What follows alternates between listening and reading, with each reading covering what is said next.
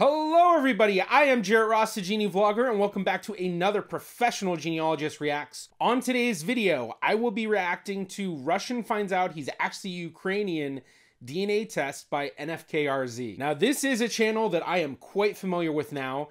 I actually did a reaction to a previous DNA test video he did years ago, and that was the first time I ever learned about his channel. And since then, I've almost watched every single video that he's put out. And honestly, his channel has now become something that's almost like a historical record with everything going on in the Russia-Ukraine war, just because he's showing the viewpoint of a Russian who doesn't agree with what's going on and has left the country because of that. So if people aren't familiar with his channel, definitely go check it out because it is super interesting. On the last video, I know he took a MyHeritage DNA test. On this video, I already saw, just pulling the video up, that it's ADN Tro, or I'm not sure how they exactly want to pronounce it. I'm guessing ADN is in the Spanish version of DNA. They use ADN. I forgot exactly what it stands for. But it'll be really interesting to see the results because I'm not familiar with this DNA test, but they have reached out to me to ask me if I wanted to do sponsored content with them. So I guess they must have reached out to him as well, and probably a bunch of other channels. And I sent them, you know, what I was willing to do, and now just waiting back to hear. But this will actually be my first view of their DNA tests, so it'll be interesting to see. But I'm not going to say anything else. Let's just go ahead and jump into the video. About 4 years ago, I did my first DNA test, and I made a video about it on this channel. And the results surprised me quite a lot. Baltic, 48.7. East European, 42.6, plus 2 others, 8.7. Baltic? I did my test with MyHeritage DNA. For me, as a Russian guy who thought he's pretty vanilla Russian, finding out that I'm actually supposedly 48% Baltic and only 42% Eastern European was pretty insane, as well as being 5% Greek.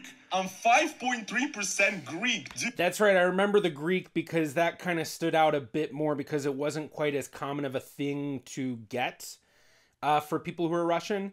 Because in the last video, one of the things that was interesting was he actually pulled up a thing that MyHeritage has. I don't know if they still do it, but it basically shows, like, if you come from a certain country, here's the common percentages or the common population groups that the people of that ancestry will get. And for Russians, the Greek was very low, but he has 5.3%, which could be the equivalent of like a second great-grandparent or third great-grandparent. Which, one thing I should mention for anyone who's unfamiliar with my videos is that when it comes to DNA testing, it really doesn't break it down by a country level like a lot of people think it does. And what I mean by that is that it's not going to confidently say your ancestry is actually this percentage of this country and this percentage of this country. What they do is they lump different countries and regions into population groups.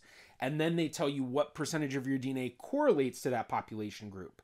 So while they have a definition of a population group as Greek, that doesn't necessarily mean that everyone within that population group is completely Greek. But as more and more DNA testing happens and they're able to learn more, then they're able to update the results, which is why these DNA results for a lot of these sites consistently will change and update because they're learning more information and able to decipher better. The only part that did make sense to me was Central Asia, because where I come from, Russia, we're basically at the border with Kazakhstan. However, I was... Yeah, and the thing with these DNA tests you need to remember is when you get your results, think about the migrations and the patterns of migration and the history and all the geographical history and how that changed the migration patterns of things. And then that's kind of what's going on with the results, is that, you know, they're not always going to be 100% being able to define certain population groups, but they can get a decent idea. And what I always like to say with the admixtures is it's like a very pixelated painting. So when you look at the painting, if it's very pixelated, you know, you'll see a little blob of something and, you know, maybe it looks like a dog, maybe it looks like a cat, maybe it's a horse, maybe it's a rabbit. You're not quite sure, but, you know, it seems like an animal in a sense, but because it's so pixelated, you can only guess at what it is.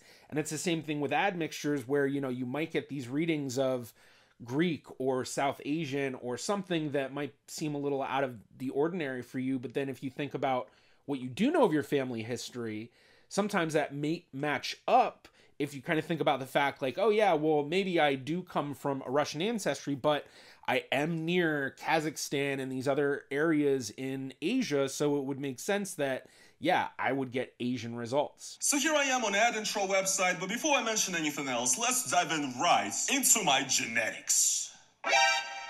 Okay, guys. All right, so I'm looking, so I guess this might be their admixture, which is interesting that they're giving a very specific breakdown of Eastern European as Ukraine and Moldova, and then a Russia reading, because knowing the history, it's very questionable how reliable these results are. And I'd be very interested if they have a white paper. Some of these companies will release white papers. Some of them don't. So like 23andMe, they release a white paper, and you can go and look at each population group and see the precision and recall, where you can then see how strong are the readings for the population group. So in a sense, how accurate are their readings? Because each site, yeah, you can kind of get a general idea of, yeah, certain sites, maybe you're better in reading overall than others. But what it really comes down to is certain sites are better with certain population groups than others. So when you look at a white paper and you see the precision and recall numbers, you know what population groups are you going to be very confident in if you get a reading, as opposed to others where the recall and precision are around 60%. Whereas you usually want, if it's at 99 or 99%, that's going to be what you want in your precision and recall to be very confident in the results. But if the precision recall is 60% and 62%, can be questionable, a bit more questionable about it, because you already know that the confidence is lower. So I'm very curious, do they have a white paper to show what the precision and recall is on this? Because I can see them definitely lumping Ukraine and Moldova, but then also like, well, what about Romania? Is Romania not going to be part of that? The borders there jumped all over.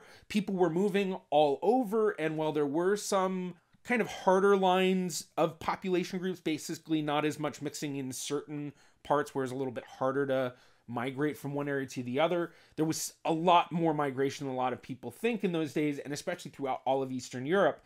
So making a defined Ukraine and Moldova population group and then a defined Russian group is questionable. And I'd also be curious, what other Eastern European breakdowns do they have? Because one thing that's annoying with these companies is the way they name these population groups can be misleading. So maybe they are saying Russia, but still that Russia could be more of Russian Empire, in a sense, of everything that the Russian Empire had in the 19th century.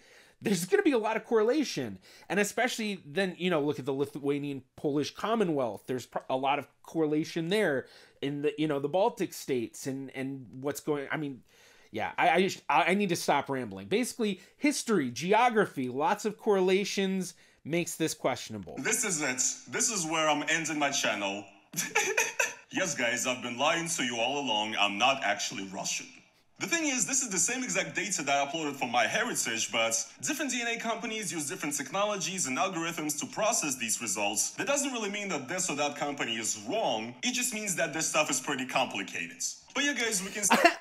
See, this is what I loved about the first video I reacted to of his, is he kind of does the fun, you know, quick knee-jerk reaction of the result, but then he analyzes it further, and a statement like that is exactly how people need to think of it. One of them might be much better at reading one thing, like I said, than the other. So it's, you know, those precision recall numbers, how good are they with certain population groups? So like Living DNA, they are the company that does the best sub-regional breakdowns for Africa, Northwestern Europe, and was it, where else? Was it Asia? I forgot. There was like somewhere else that I was surprised that they had a really nuanced breakdown. But then if you're someone who's Jewish, you test on Living DNA, you're not going to get any sort of really reliable breakdown because they don't even test for Jewish. Whereas you go to MyHeritage and they try to break down all sorts of different Sephardi Jewish, Mizrahi Jewish, Ashkenazi Jewish. But then with that, there's no precision and recalls to tell how reliable it is. So it's, you know, there is this question of each company. But in the overall thing of the DNA world, honestly, most genealogists like myself consider the admixture as like the most useless part of this test in terms of genealogy. So like I said, pixelated picture, but as genealogists, we don't want a pixelated picture. We want the story. We want the names and the dates and the what they did and where they went.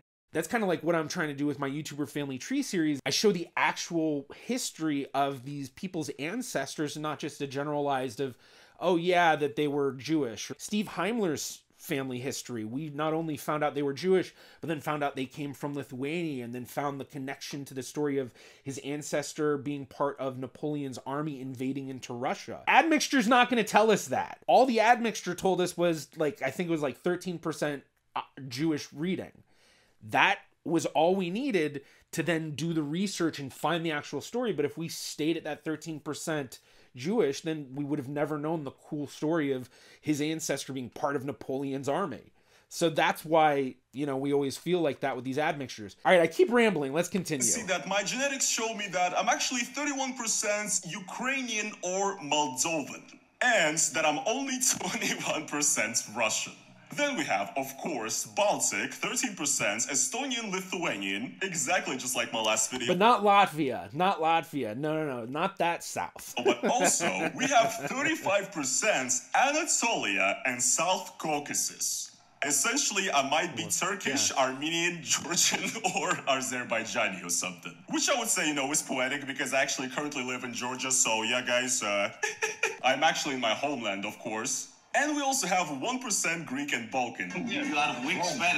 Which before he had that 5.3% Greek, but now he's only getting 1%. Now I actually have something about my real ancestry that I want to show to you guys. Yes! See, the best way to come at these tests too with the admixtures is if you already know your family tree and analyzing that.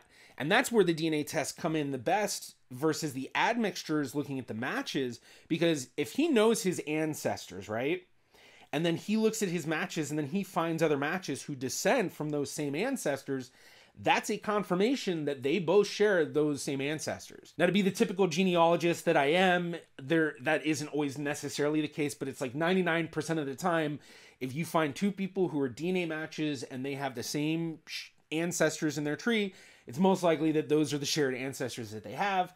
But of course, there's complications to that. But the main point being is that if he already knows his ancestry and he's doing DNA tests that are showing him his matches, and then he finds these cousins that he knows are his cousins on there, that confirms those ancestors. And then for the matches that he doesn't know, if he does genetic genealogy and learns the different tricks and techniques to figure out their trees and correlate and figure out actually how you're possibly related, then that could not only possibly confirm other parts of his trees, but it could also actually help him discover ancestors he didn't know previously.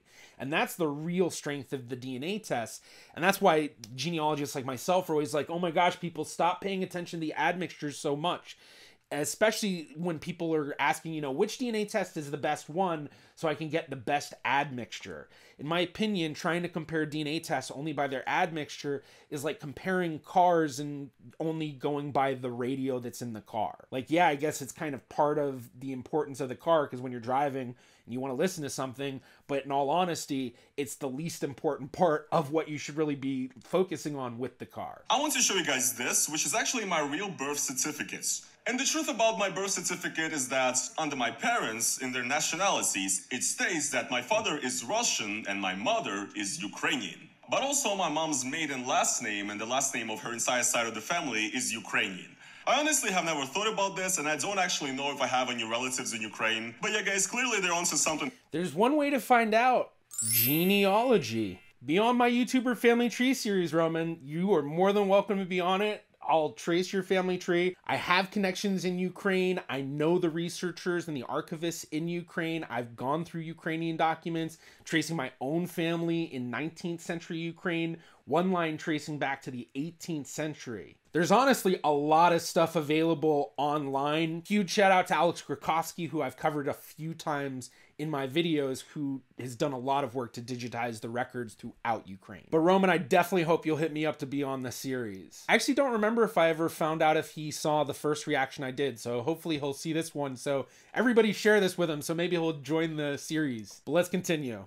Here with the 31% Ukrainian Moldova because I have the documents to prove that I'm supposedly part Ukrainian. I cannot wait for all the conspiracy theories that the reason why I actually dislike Putin is because I've been Ukrainian this entire time. But yeah, also in Ancestry, we can here go to ancient admixture, explore the traces at ancient... Wait, I want to see... But yeah, also in Ancestry... Okay, Ancestry report, heterozygosity ratio. Basically, heterozygosity versus homozygosity is just looking at those spots, do you have the same DNA marker or not? So that's the ACTG. You know, so at one spot, do you have AC or do you have AA? So if you have a lot of homozygosity, it could be indicative of different things. But the main thing I was trying to look at here was to see if they did DNA matches, because that was the main thing that I was kind of hoping with this test was like, okay, if they do DNA matches, then it'll be genealogically useful. Otherwise, it's not really genealogically useful, and it's just kind of one of those other DNA tests that, yeah, they're out there, but in terms of our interests in genealogy, it's not going to add any sort of helpful thing. We can here go to ancient admixture, explore the traces that ancient migratory movements have left in your DNA. With this analysis, we'll help you understand how various regions of the world have contributed to your unique genetic heritage. And as you can see, I have a lot of West Eurasian, just a tiny bit of Amerindian, South Asian, and East Asian. Majority is... Yeah, see, that's the this is the interesting stuff too. Like, he's got this huge amount of West Eurasia, he's got the South Asia, he's got the East Asia. So is the Amerindian something that is true Amerindian in the ancient analysis, or is it a misreading of Asian that is just also within the Amerindian population groups that they're defining here? And because of that correlation, for whatever reason, their testing found it more in the Amerindian groups, and so they define it as that versus Asian. But as someone who's Russian, it is certainly possible that maybe he comes from Ancestry, because I think there were people that, from my understanding, there were migrations back and forth before the Bering Strait closed. My specialty is definitely not ancient population groups. Granted, I know a bit here and there just because it's important to know with a lot of this kind of stuff, but it's not really super useful for genealogy. So not my specialty, but let's continue. West Eurasia, though, clearly my ancestors didn't move that much. And actually what's cool about that intro as well is that your information is rather private, because they actually don't do family searches, because they don't want other users to have access and to be able to see your information in any way. But yeah, privacy is always great. And another thing we have... Okay, so that's something that basically... it's not going to be genealogically useful. That's the unfortunate part about it. And because of that, it certainly is going to be something that will make some people comfortable for, you know, whatever reason, and they'll possibly use this site. But by not having any sort of family searching ability on here, it's cutting out any genealogical usefulness, and that's going to cut out the entire genealogy community in having interest in this, or at least the large majority. I'm sure there may still be people that might have an interest in looking at this for whatever reasons. But I did just notice Roman's face at this pause is kind of funny.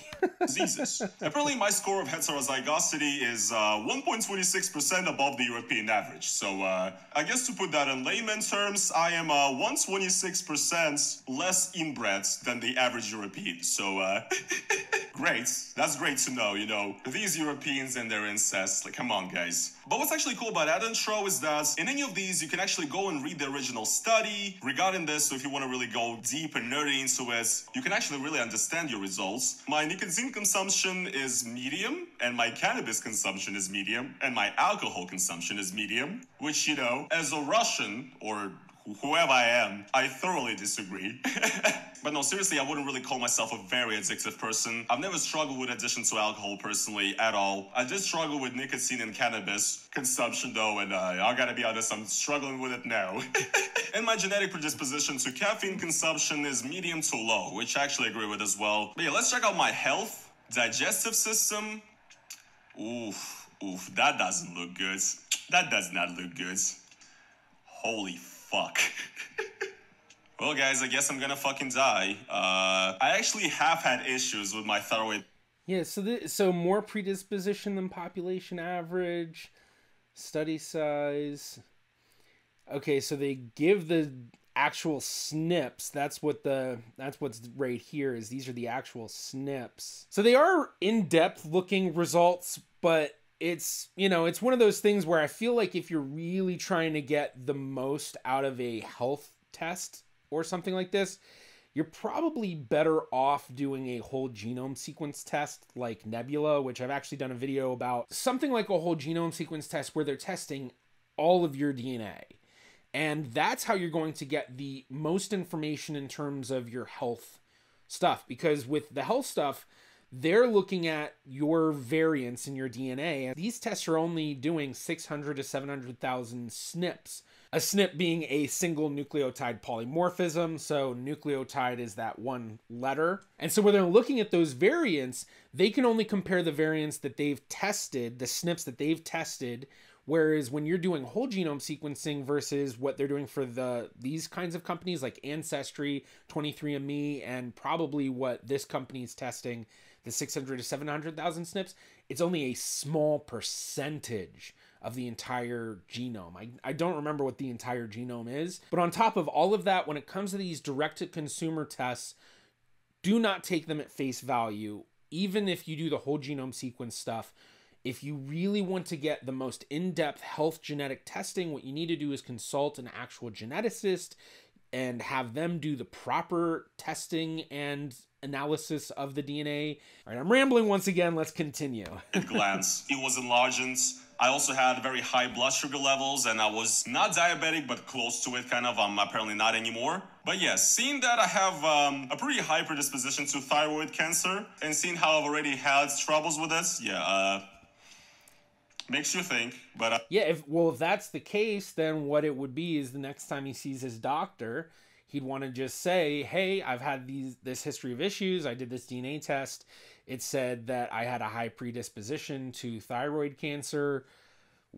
Is there anything that we can do? But at the same time, if you get one of these tests and you're kind of worried, maybe you have a disease or there's something going on in your family that is an issue, and then you get these DNA tests and it says, oh, well, you don't have a high predisposition to it. Don't read it as, oh, okay, I'm not going to get it. It just might not be reading the right variants, and so you just don't know. And so you can't take these tests and then see, oh, I don't have a high predisposition. I don't have to worry about that.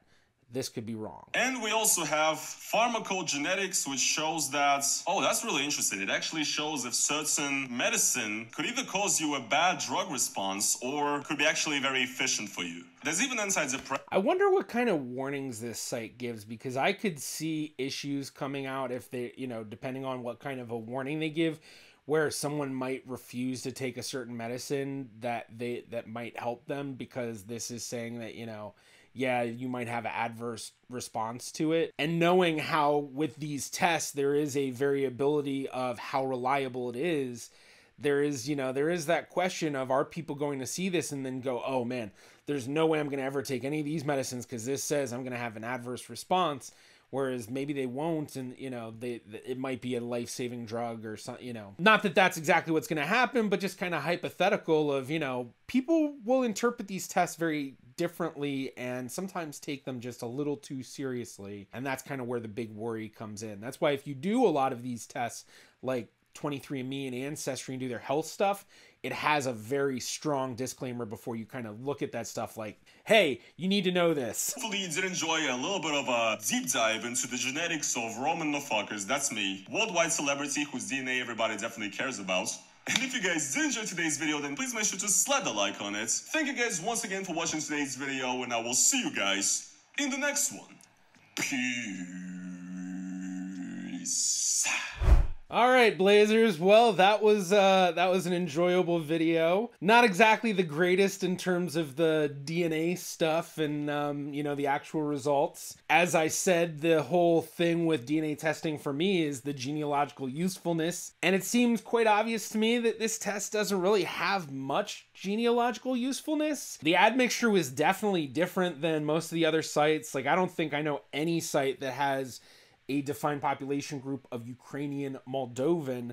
I think there are some that have a Russian population group, but when they say Russian, that Russian population group kind of encompasses what was the Russian Empire. Russia, Ukraine, Moldova, Belarus, all of that stuff. I am kind of curious if they do have a white paper, and so I figured I'd do a quick Google search, and when I did that, I didn't see anything coming up, but, sometimes white papers are kind of hidden. I'm still kind of looking here. So if anyone knows if they have a white paper, link it in the comments below. But it seems pretty obvious to me that this test is mostly for people who do not have an interest in the genealogy stuff. Maybe they have an interest in the genetic ethnicity stuff, but not really actual genealogy. And then this really is much more for people that are really interested in the health and the traits and all of that, which it does give a lot of cool stuff, assuming that stuff is actually reliable, but knowing how the variability of reliability can really change with this stuff, it's like, yeah, it's just another one of those sites with a lot of that fun sort of stuff. But I think the biggest thing is that I really hope Roman hits me up to be on my YouTuber Family Tree series. And if he does, then we'll be able to find out what is his actual ancestry, not just a generic, oh, Ukrainian, Moldovan, maybe Russian. More of a, well, your grandparents were here, and then your great-grandparents were here, and then this is the story of your second great-grandparents and what they went through. And maybe we can find out if that Greek is really coming from a second great-grandparent or a third great-grandparent. And maybe even figure out what the story is behind that, why that Greek ancestor ended up in Russia. So Roman, hit me up. But for anyone that wants to check out the first reaction I did to Roman's first video, be sure to check that right here. Thank you to my Patreon patrons and YouTube members.